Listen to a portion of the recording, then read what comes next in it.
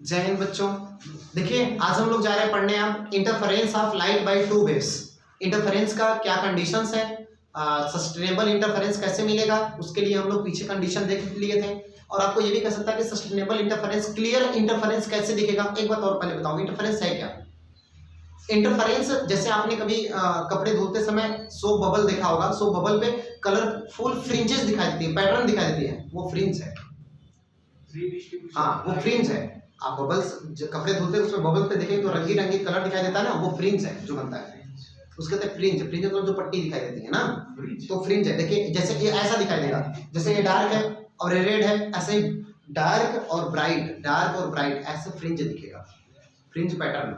Okay, तो fringes होती है, कैसे बनती है, कैसे क्या होगा, कैसे क्यों बना, सब देखेंगे आज हम लोग। तो इधर इंटरफेरेंस के लिए सस्टेनेबल कब ये मिलता है, बढ़िया कब मिलता है, जब पहली बात की लाइट क्या हो, कोहेरेंट हो। और जहां पर इंटरफेरेंस बनाना है, दो लाइट रेज आपस में मिलेगी तो जो स्क्रीन है, स्क्रीन बहुत सोर्स से स्क्रीन जितना ज्यादा दूर रहेगा उतना ही क्लियर दिखाई देगा, उतना ही बढ़िया दिखाई देगा, ठीक है ना। तो ये सब हम लोग देखेंगे।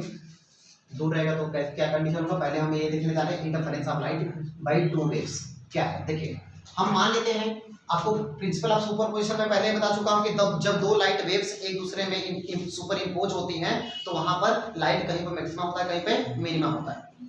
कैसे होता है जरा सा ये देख लीजिए। आप कभी जब पानी में अगर कहीं पर आप एक वेव प्रोड्यूस करेंगे, यहाँ पे मान लीजिए पत्थर फेंक रहे हैं ऐसे पानी में या वेव प्रोड्यूस कर रहे हैं, तो ऐसे वेव्स प्रोड्यूस होती है,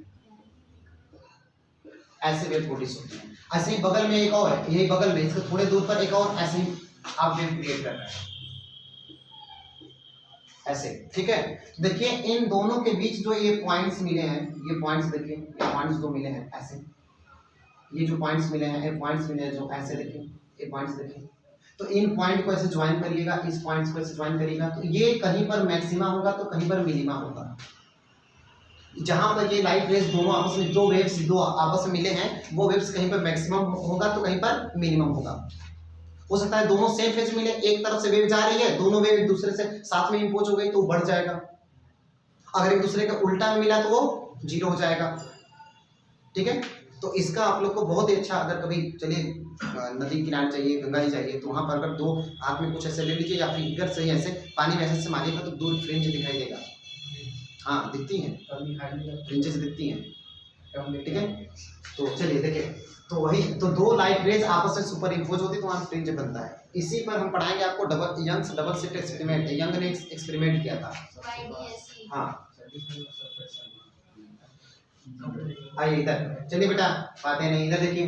तो interference of light by two waves, तो हम मान लेते हैं कि एक वेव y1 है और इसका एम्पलीट्यूड a1 और इसका साइन ओमेगा t इसका है, ये एक वेव का इक्वेशन है।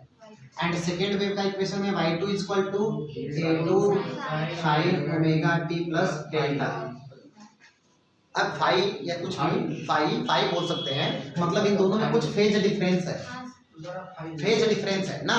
एक बात और आप देखिए, यहाँ पर हम एक फार्मूला है आपका, phase difference equal to phase difference, तो नीचे लिख देते हैं यहाँ पर, phase difference equal to 2 pi by lambda into path difference. ये फार्मूला है, हम लोग के काम आएगा डिफरेंस, ये फार्मूला है, हम लोग के काम आएगा इसमें, ठीक है। अब देखिए, तो ये मान लेते हैं डेल्टा जो है इन दोनों के बीच का फेज डिफरेंस है, ठीक है। मतलब ये इतना आगे चल रहा है, वो इतना पीछे चल रहा है, जो भी कर सकते हैं, एलसीआर में पढ़ाए हैं ना। तब इधर देखिए, अब आइए सुपरपोजिशन का प्रिंसिपल लगाइए। दोनों वेव्स जब आपस में एक दूसरे पर सुपर इम्पोज होंगी, जब जुड़ेंगी तो नई वेव बनाएंगी और वो क्या हो जाएगा y1 प्लस y2। कल पढ़ाए थे ना अभी, तो बताइएगा। तो y1 का वैल्यू बोलिए, a1 sin omega t plus b sin omega t plus phi plus cos omega t plus sin phi। ऐसा। अब मुझे बताएं, a1 sin ओमेगा t को एज इट इज छोड़ दीजिए, a2 को ऐसे। अब बताइए e कोई फार्मूला बन रहा है sin a प्लस b का, खोलिए इसको, sin a cos b plus cos a plus sin phi plus cos a की जगह पर omega t into sin sine delta, है ना। सही है ना? अरे sign A cos B plus cos A sine B, ये होता है फार्मूला। उस फार्मूले से मैंने इसको ओपन कर दिया।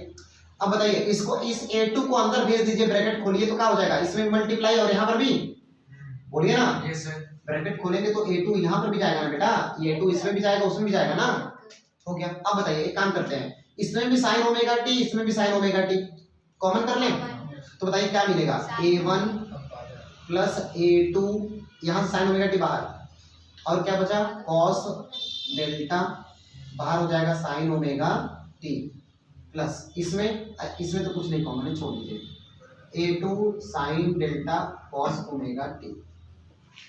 आगे पीछे लिख देंगे तो कोई दिक्कत थोड़ा है ना?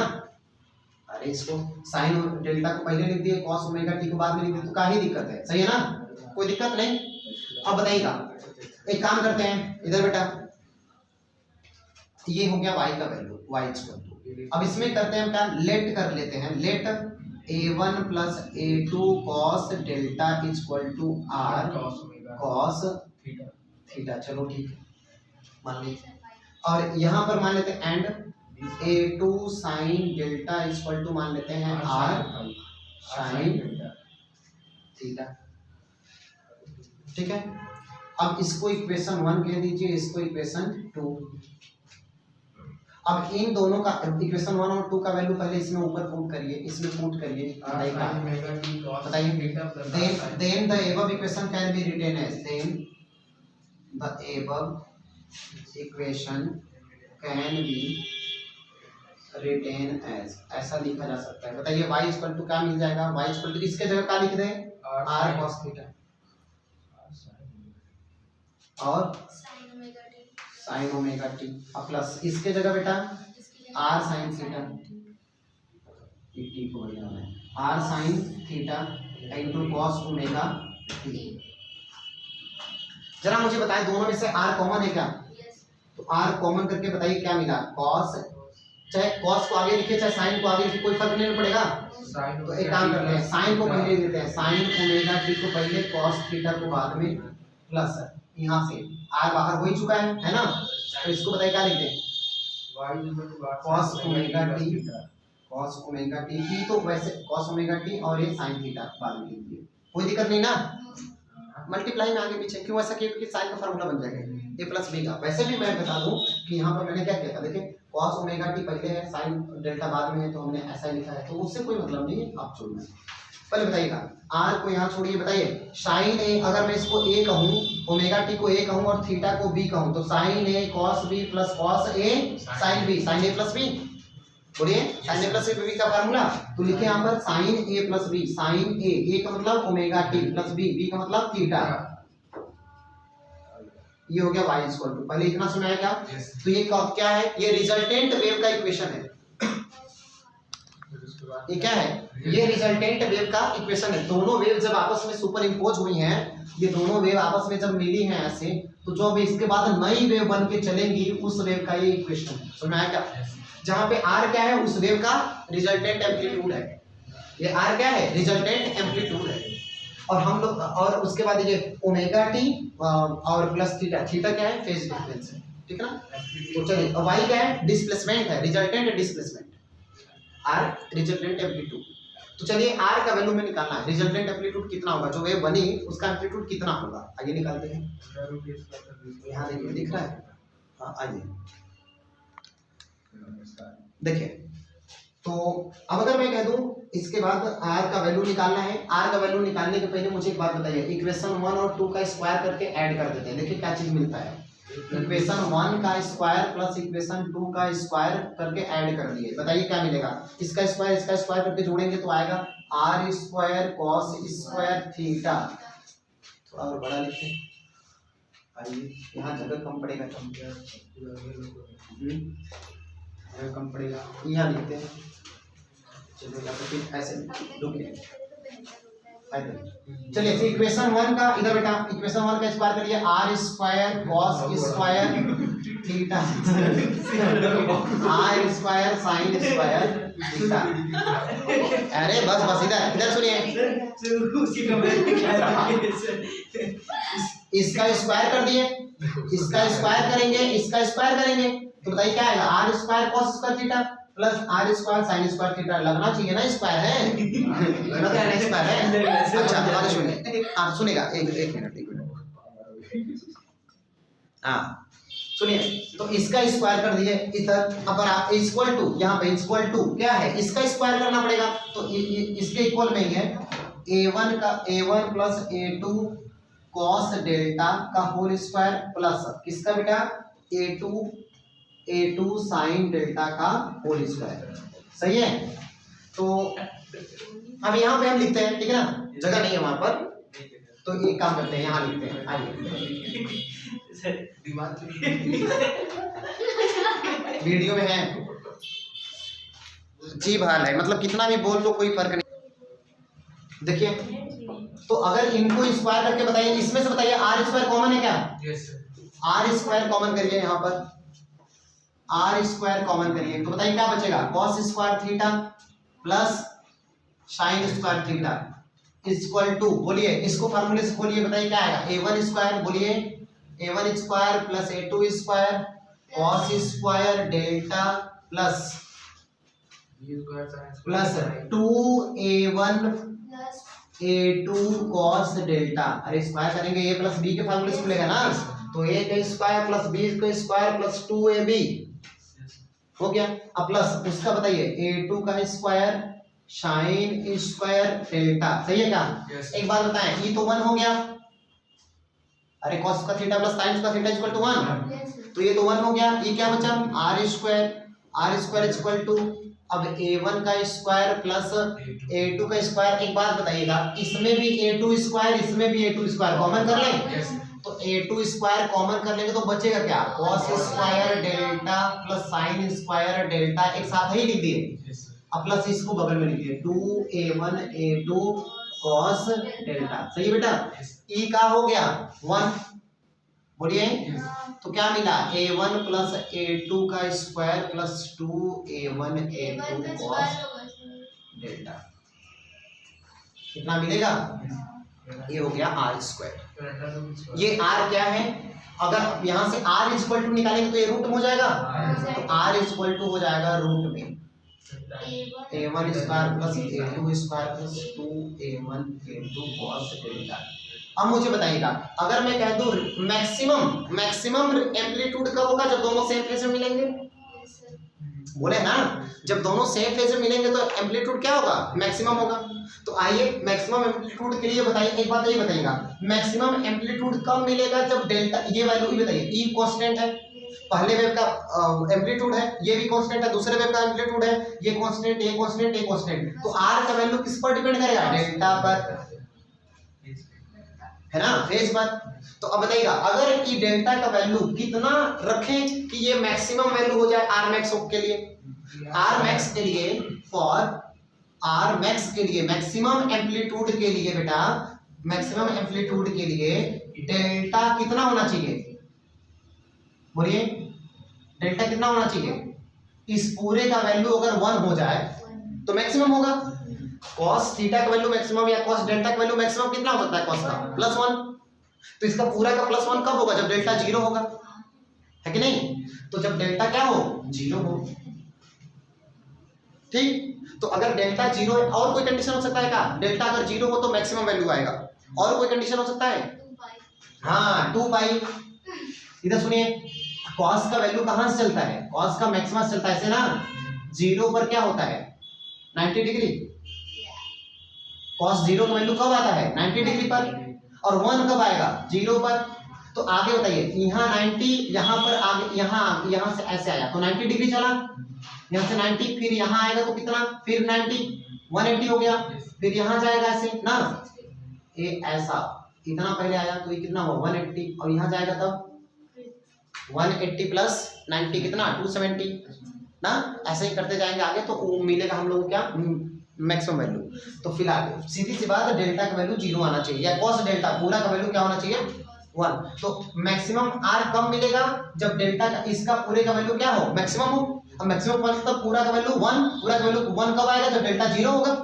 तो डेल्टा 0 है तो देन cos डेल्टा कितना है बेटा 1 है, बोलिए ना, बोलिए सही है कि नहीं, 1 होगा ना। तो बताइए तब आर मैक्स इक्वल टू क्या मिलेगा बेटा, आर मैक्स इक्वल टू बताइए, ई तो 1 हो गया, तो बताइए क्या मिला रूट में, बोलिए a1 का स्क्वायर प्लस a2 का स्क्वायर प्लस 2a1 a2, इतना सुना है कि नहीं?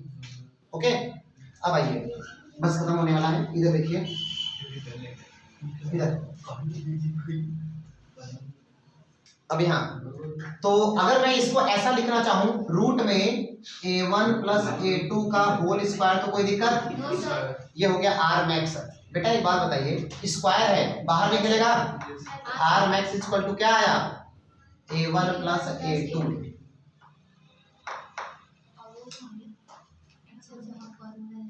सही ना, रूट के बाहर आएगा तो a1 प्लस a2 एन होगा, ये हो गया आर मैक्स का वैल्यू, इतना सुनाया। आगे कंडीशन सुनिए, इफ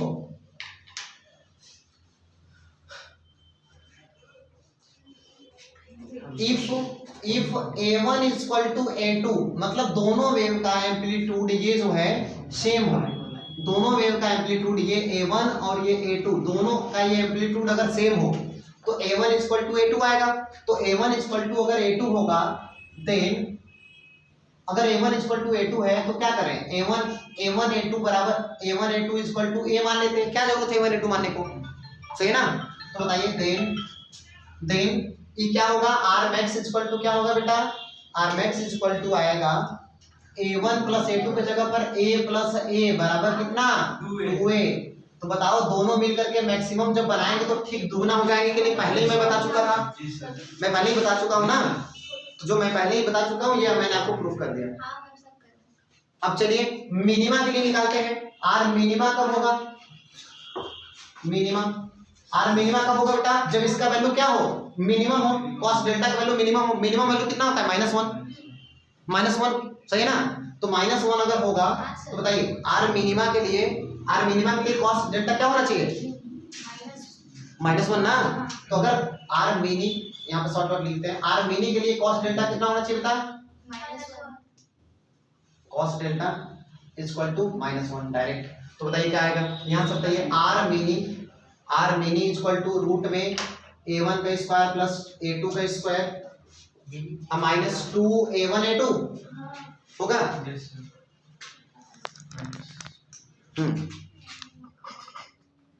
इधर आर मिनी के लिए मिनिमम कब होगा, जब इसका वैल्यू कम से कम हो, -1 हो, ठीक है। -1 कब आएगा 180 पर ना, cos 180 डिग्री, 180 का मतलब आउट ऑफ फेज, उल्टा ना। तो अभी का सुना, तो हाँ λ/2 पर भी कर सकते हैं, λ/2 पर भी कैसे निकाल सकते हैं, यहाँ पर भी देख लो, मैंने आपको अभी भी फार्मूला बताया था, phase difference is equal to क्या था 2π/λ इनटू पाथ डिफरेंस, बोले थे ना, path difference 2π/λ into path difference, path difference अगर λ/2 है तो 2 से 2 खत्म, λ से λ खत्म, पाई 180 डिग्री तो मिनिमम आएगा, बता चुके थे ना कि λ/2 पर क्या आएगा, पाथ डिफरेंस λ/2 है तो मिनिमम आएगा कि नहीं, देख लो पाई आएगा, अगर पाई मतलब 180 मतलब -1, ठीक है ना, -1।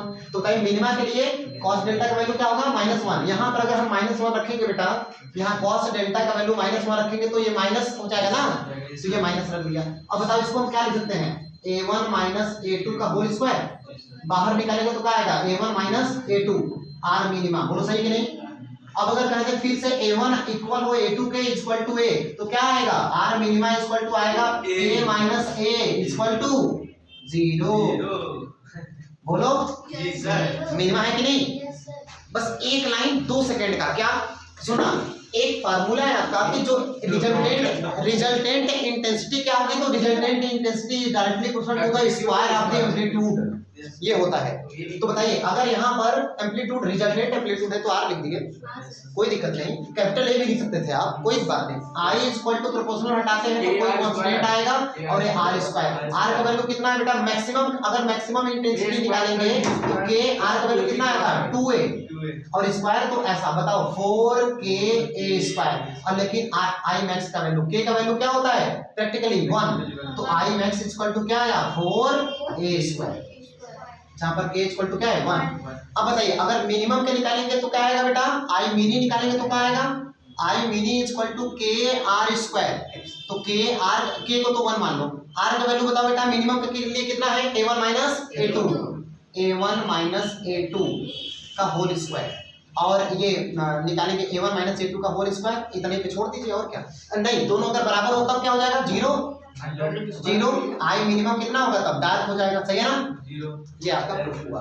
ओके, इसको इंटरफेरेंस फैक्टर कहते हैं। तो इधर तो इसको डिस्ट्रक्टिव इंटरफेरेंस कहते हैं। डिस्ट्रक्टिव जहां पे मिनिमम मिलेगा उसको कहेंगे डिस्ट्रक्टिव, और जहां पे मैक्सिमम मिलेगा उसको कहेंगे कंस्ट्रक्टिव इंटरफेरेंस। समझ में आया? मैक्सिमम। ओके बेटा, थैंक यू।